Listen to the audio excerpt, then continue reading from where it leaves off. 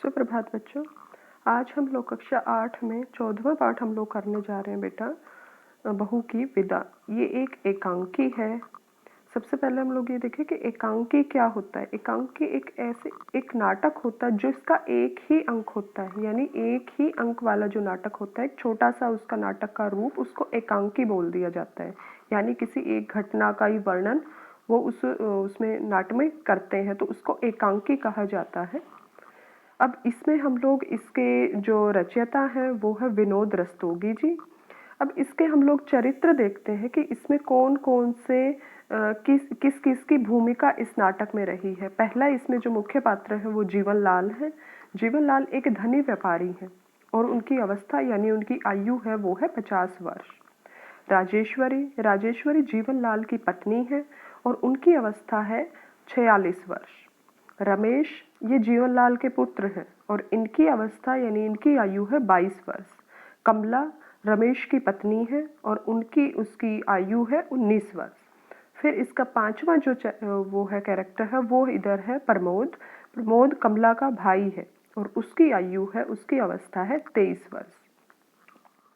अब यहाँ पर नाटक जब शुरू किया जाता है बेटा, तो उसमें दिखाया जाता है, ये पहले उसके कमरे का यानी जहाँ एक कमरा दे रखा है जिसमें वो नाटक दिखाया गया है, वहाँ पर जो कमरा होता है वो आधुनिक ढंग से सजाया गया है।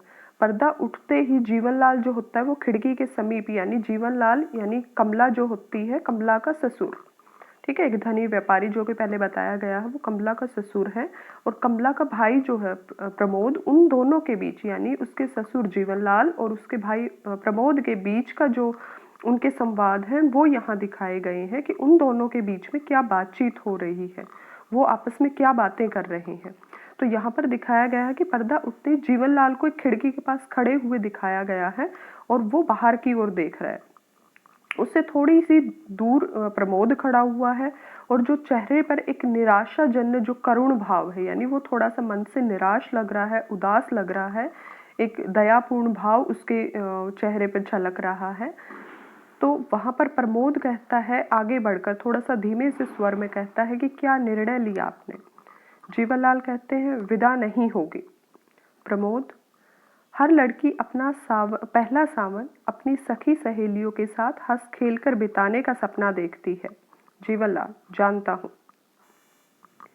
जीवनलाल सोफे पर बैठ के जम्हाई लेते हुए मानो प्रमोद की बातों से ऊब चुके हो, यानी उसको एकदम से, यानी ये दिखाने की कोशिश कर रहा है जीवनलाल जैसे उसके प्रमोद की बातों में कोई इंटरेस्ट नहीं है, वो उसकी बातें सुनना नहीं चाहता, वो बिल्कुल बोर हो चुका है, तो ऐसा वो दिखा रहा है। प्रमोद, यह जानकर भी। जीवनलाल, अपना निर्णय सुना चुका हूँ, विदा नहीं होगी। प्रमोद, यदि मैं कमला को बिना लिए ही गया तो माँ का हृदय टूट जाएगा। जीवनलाल, मैं मजबूर हूँ। अगर माँ बहन का इतना ही ख्याल था तो दहेज पूरा क्यों नहीं दिया। प्रमोद दीन स्वर में, यानी वो बहुत यहाँ पर एक जो उनके बीच की बातचीत है वो दहेज को लेकर हो रही है, यानी जो कमला है वो अपनी बहन को लिवाने के लिए आया, वो उसको मायके ले जाने के लिए आया है, जबकि जो कमला का ससुर है जीवनलाल वो उसको भेजने से मना कर रहा है। प्रमोद जो होता है वो बहुत ही विनम्र भाव से उनको बोलता है, बहुत ही एक तरह से उनसे प्रार्थना करता है, विनती करता है कि मेरी बहन को भेज दो, लेकिन जीवनलाल उसके लिए मना कर देता है। और जो वो अपनी माँ के बारे में कहता है कि माँ का हृदय टूट जाएगा, तो जीवनलाल बड़े ही रूड तरीके से उसको ये कहता है कि अगर माँ बहन का इतना ही ध्यान था तो दहेज पूरा दिया होता। प्रमोद भी कहता है कि अपनी सामर्थ्य के अनुसार यानी अपनी हैसियत के अनुसार जितना भी हो सका वो हमने दिया, फिर भी अगर, तो जीवनलाल उसको कड़े स्वर में बोलता है, यानी बहुत ही वो रूडली उससे बोलता है कि अगर तुम्हारी सामर्थ्य कम थी यानी तुम्हारी हैसियत इतनी नहीं थी तो अपनी बराबरी का कोई घर देखते, झोपड़ी में रह के महलों से नाता क्यों जोड़ा। वो अपने आप को यानी बहुत ही अमीर दिखा रहा है और उन लोगों को यानी प्रमोद को और कमला को बहुत ही गरीब में दिखा रहा है और उनको ये कह रहा है कि अगर तुम्हारी हैसियत नहीं थी, अगर तुम्हारी बराबर की हैसियत नहीं थी, दहेज नहीं दे सकते थे, तो फिर किसी गरीब परिवार में ही शादी करनी थी अपनी बहन की। झोपड़ी में रहकर महल से नाता क्यों जोड़ा, यानी तुम लोग अगर इतने गरीब हो तो हम अमीर लोगों से नाता किस लिए जोड़ा, हम अमीर लोगों के घर में अपनी बहन की शादी क्यों की। नाता मतलब रिश्ता। प्रमोद हाथ जोड़कर जी, वो और कुछ नहीं कह पाया उस समय, तो सिर्फ वो उसकी हाँ करता है। जीवनलाल फिर उठकर आवेश में टहलने लगता है। वो थोड़ा सा गुस्से में दिखाई दे रहा है जीवनलाल, वो इधर उधर टहलता हुआ दिखाया जा रहा है। देना तो दूर, बारात की खातिर भी ठीक से नहीं की। भरी बिरादरी में हंसी हुई। यह करारी चोट का घाव आज भी हरा है। तो ये उस टाइम का कि बारात की, अगर हम तुम लोगों ने, एक तो जीवनलाल कहता है कि तुम लोगों ने एक तो दहेज पूरा नहीं दिया, ऊपर से जो बारात हमारी गई थी, यानी जब मैं यहाँ से हम लोग बारात लेके गए थे, तो उसकी खातिर पानी भी आपने अच्छी से, उसका सेवा सत्कार भी आप लोगों ने अच्छे से नहीं किया। पूरे जो बिरादरी है, पूरे समाज में हमारी हंसी उड़ाई गई, हमारा मजाक बना दिया गया। तो ये एक चोट लगी हुई है मेरे मन में, ये चीज़ बड़ी खटक रही है मेरे मन में। जाओ कह देना अपनी माँ से कि अगर बेटी की विदा कराना चाहती है तो पहले उस घाव का मरहम भेजे। मरहम मतलब दवाई, और उसकी दवाई क्या थी? वो दहेज के रुपए। प्रमोद, यह आप क्या कह रहे हैं? जीवनलाल, ठीक कह रहा हूँ। मेरा फैसला आखिरी है। विदा तभी होगी जब 5,000 नकद। वो आगे करता हुआ, दायां हाथ फैलाकर आगे करता हुआ, उसकी तरफ इशारा करता हुआ कह रहा है कि इस हाथ पर रख दोगे, जब 5,000 लाके इस हाथ पर रखोगे तभी तुम्हारी बहन की विदा हो पाएगी। प्रमोद कहता है, यह तो सरासर अन्याय है। शिकायत आपको हमसे है। उस भोली भाली लड़की ने आपका क्या बिगाड़ा है जो विदा न करके आप उससे बदला ले रहे हैं? अगर रमेश बाबू होते, रमेश बाबू यानी कमला के पति अगर वहां पर होते, वो अपने जीजा जी के बारे में कह रहे हैं कि अगर वो होते तो फिर इतना कहकर वो चुप हो जाता है। जीवनलाल, तो वह क्या कर लेता? मेरे सामने मुंह खोलने की हिम्मत नहीं है उसमें। वह मेरा बेटा है। तुम्हारी तरह बड़ों के मुंह लगने की बदतमीजी उस करने वाला कोई आवारा छोकरा नहीं है। यानी वो उसको बदतमीज कह रहा है कि तुम जैसे मेरे सामने कह रहे हो कि ये तो सरासर अन्याय है, यानी तुम मेरा अपमान कर रहे हो, मेरे सामने जब जुबान लड़ा रहे हो, मेरे सामने पलट कर जवाब दे रहे हो, तो ये संस्कार हमने अपने बेटे को नहीं दिए, वो मेरे सामने मुंह नहीं खोल सकता। प्रमोद अपमान से तिलमिला कर कहता है, बाबूजी, बेटी वाला समझकर ही आप मेरा अपमान कर रहे हैं, किंतु किंतु यह न भूलिए कि आप भी बेटी वाले हैं। जीवनलाल, हाँ हम हैं बेटी वाले हैं, लेकिन तुम्हारी तरह नहीं। पिछले महीने हमने भी गौरी की शादी की है।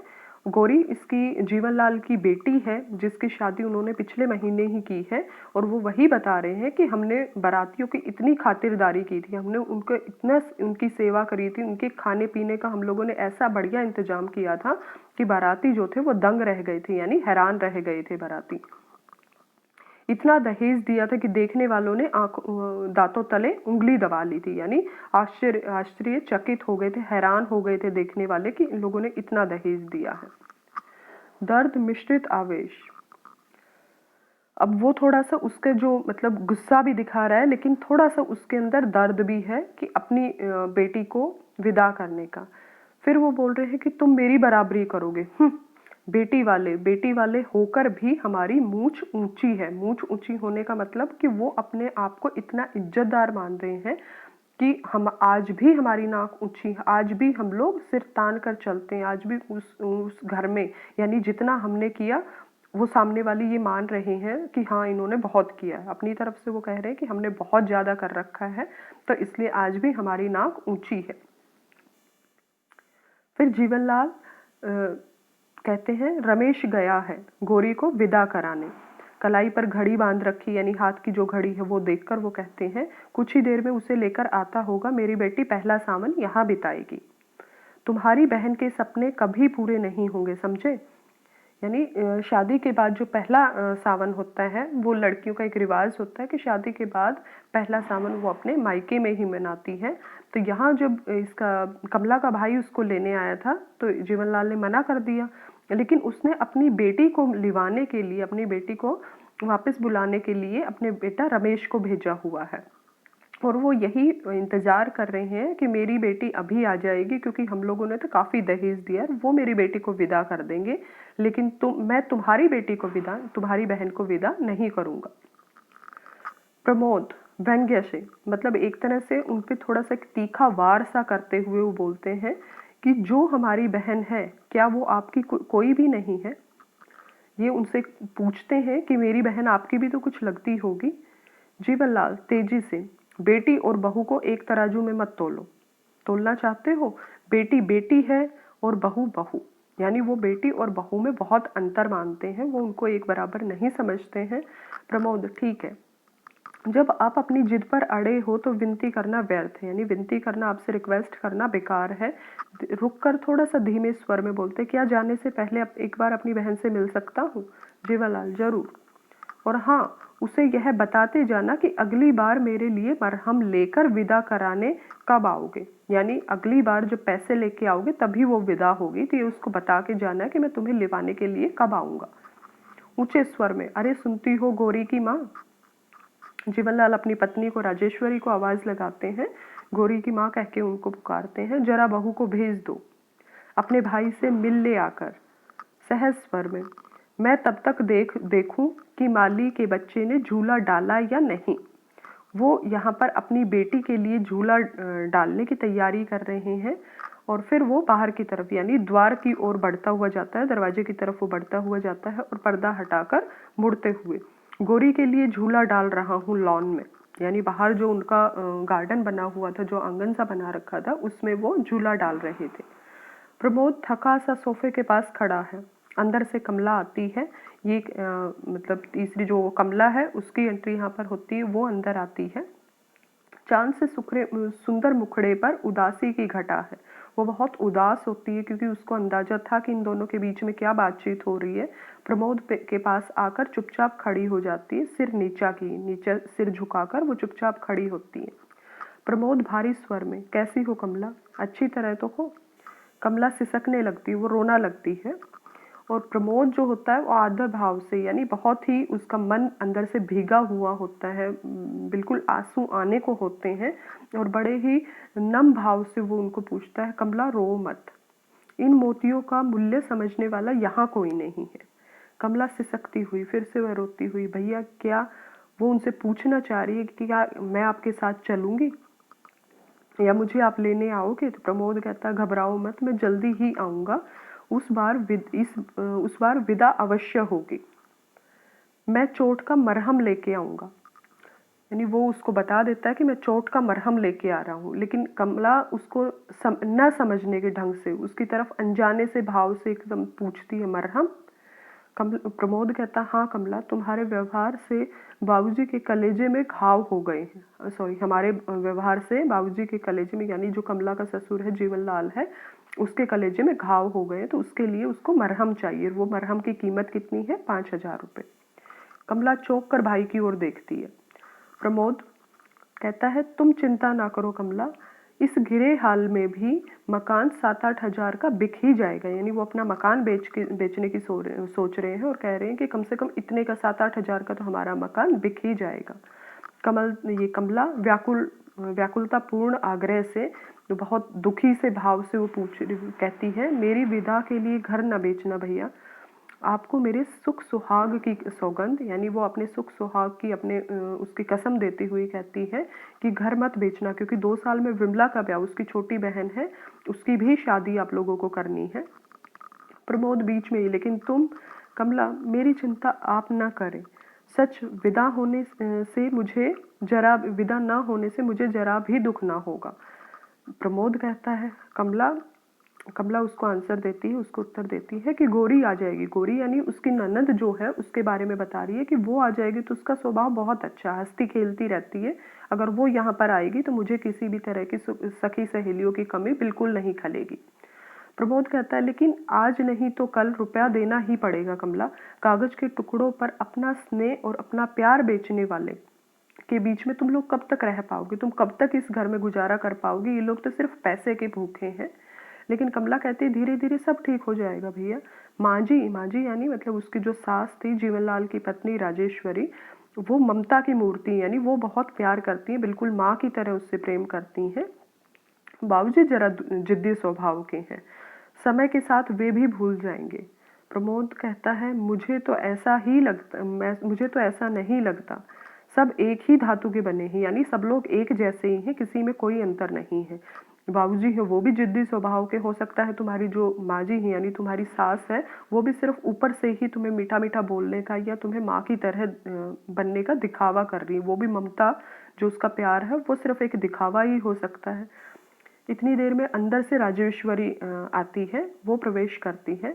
तो उसका रंग जो होता है वो बिल्कुल गोरा होता है, स्वस्थ, उसका शरीर जो होता है वो बिल्कुल स्वस्थ होता है और उसने सफ़ेद रंग की साड़ी और ब्लाउज पहने हुए होते हैं। ये उसका पहनावा दिखाया गया है। राजेश्वरी कैसा दिखावा, क्योंकि उसने थोड़ा सा उसके बीच की बात सुनी थी तो वो पूछ रही है कि कैसा दिखावा। प्रमोद एकदम चौंक के उसकी तरफ प्रमोद और कमला उनकी तरफ देखते हैं। एकदम से वो दोनों चुप हो जाते हैं। राजेश्वरी दूसरे सोफे पर बैठती हुई कहती है, बैठ जाओ तुम लोग। हंसकर क्या बातें हो रही थी उनसे पूछती, दोनों बहन भाई आप लोग क्या बातें कर रहे थे। प्रमोद बस कुशल क्षेम पूछ रहा था, यानी उसके कुशल मंगल ही पूछ रहा था। राजेश्वरी कहती है, हाँ विदा के लिए क्या कहा उन्होंने।